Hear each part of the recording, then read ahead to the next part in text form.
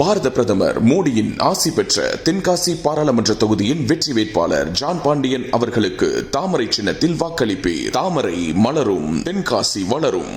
மோடிஜி பேசுறேன் நான் வைக்கிறேன்ல. நேத்து சிஎம் பதில் சொன்னேன், சிஎம் பதில் சொன்னேன். அதான் எங்க மோடிஜி வந்து சிஎம் சொன்னதுக்கு எங்க மோடிஜி பேசணுமா பதில் நான் சொன்னேன். நான் பேசுறேன்ல. நேற்று புதிய தலைமுறை இருக்கிறவங்க தெரியல, அவங்க கூட பேசினேன். அண்ணே நீங்க ஒரு விஷயம் புரிஞ்சுக்கணும். 2024 ஜூன் 4ஆம் தேதி கொங்கு மண்டலம் யாருடையதுன்னு பாத்திரலாம்.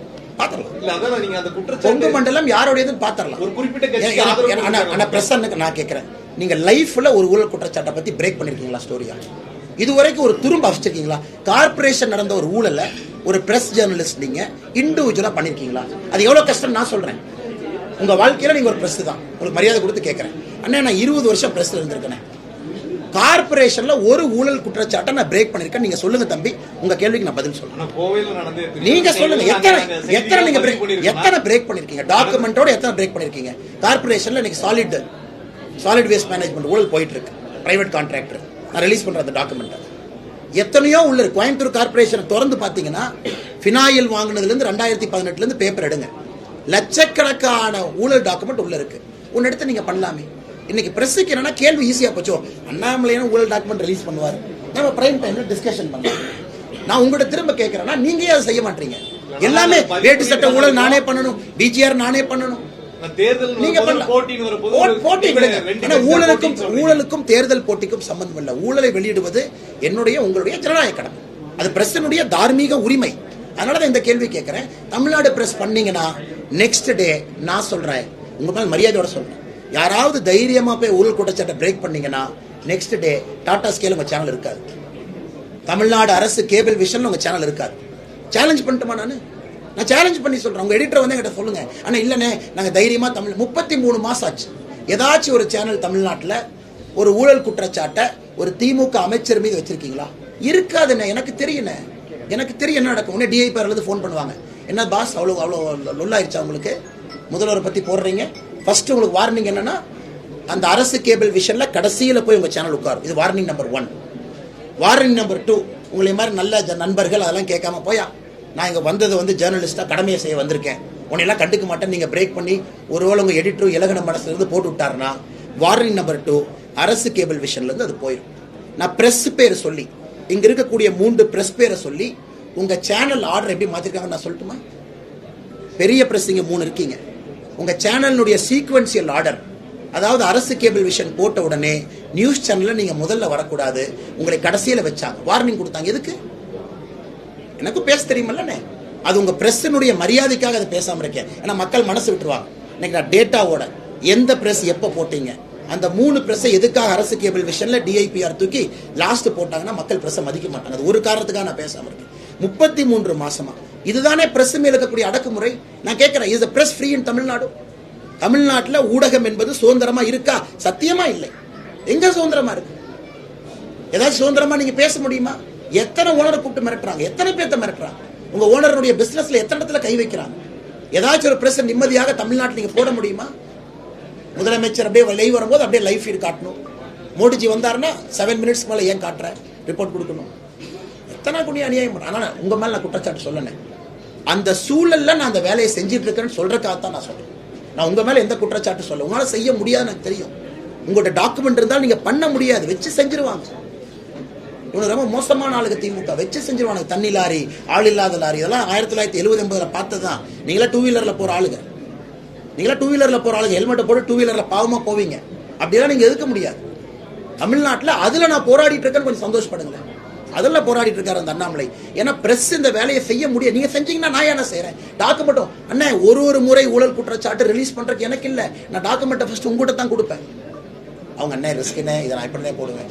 ஆனா வேட்டி சட்டை ஊழல பாருங்க, கிளியரா இருக்கு, குடோன் வீடியோ பாருங்க, போடுங்க. அண்ணா வேணா போடல, மன்னிச்சுக்கேன், அப்புறம் நான் போடுறேன். ஏன்னா என்னை விட பிரஸ் சொன்னா மரியாதை அதிகம் நினைக்கிற ஆள் நான் சொன்னா கூட அண்ணாமலை அரசியல்வாதி, பிஜேபி தலைவர், அதனால சொல்றாங்க 4 பேர் சொல்லுவாங்க.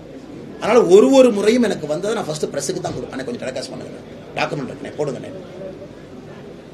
அண்ணே. இன்னைக்கு உண்மையாலுமே இந்தியாவில் ஹைதராபாத்தில் இப்ப 4 போலீஸ் ஆஃபீஸர் ஜெயிலுக்கு போயிட்டு இருக்காங்க. எதுக்குண்ணே? கேசிஆர் அவங்க இருந்தபோது left right centre phone tapping. இப்ப தமிழ்நாட்டில் இது பண்றாங்க. எல்லாம் போவாங்க. 2024 அப்புறம் நீங்க பாருங்க எத்தனை ஆபீசர் எத்தனை இன்டெலிஜென்ஸ் ஆபீசர் ஜெயிலுக்கு போறாங்க மட்டும் பாருங்க. பிரஸ் போனை டேப் பண்றாங்க. Extensive surveillance, extensive. அண்ணாமலை இருக்கான்னா அண்ணாமலை ஃபேமிலி மெம்பர், அண்ணாமலை அக்கா, அண்ணாமலை மனைவி, சொந்தக்காரங்க, ஃப்ரெண்ட்ஸ். ஹைதராபாத்ல வந்து எவ்வளவு பண்ணாங்க டாப்பிங்? 2,50,000 செல்போன் டேப் பண்ணாங்க. ஆட்சி முடிஞ்சதுக்கு அப்புறம் என்னாச்சு? ஐஜி இன்ட்டு அமெரிக்காவில் ஒளிஞ்சிருக்காரு. ஐஜி இன்ட்டு ஐபிஎஸ் ஆஃபீஸர் யார் இருந்தாரோ இஸ் சிட்டிங் இன் யூஎஸ். கீழே இருந்த எல்லாத்தையும் அரெஸ்ட் பண்ணியாச்சு. தமிழ்நாடு வரத்தான் போகுது. எத்தனை நாளைக்கு ஆடுவாங்க? எத்தனை நாளைக்கு ஆடுவாங்க? கோயம்புத்தூர் சர்வேலன்ஸ் யூனிட்டை போட்டு அப்படியே அந்த அண்ணாமலையை கண்காணிச்சு, அண்ணாமலை கூட போறவங்கள கண்காணிச்சு, அப்படியே அந்த ஐஜி இன்ட்டுக்கு தகவல் கொடுத்து, அவங்க அப்படியே டிஆர்பி ராஜாக்கு தகவல் கொடுத்து, ஜெயில இருந்து செந்தில் பாலாஜி கூப்பிட்டு மானிட்டர் பண்ணா அந்த எலெக்ஷன் ரிசல்ட்டை மாத்திடுவாங்களா அவங்க? ஆனா ஒரு ஆபீசரும் பதில் சொல்லணும்.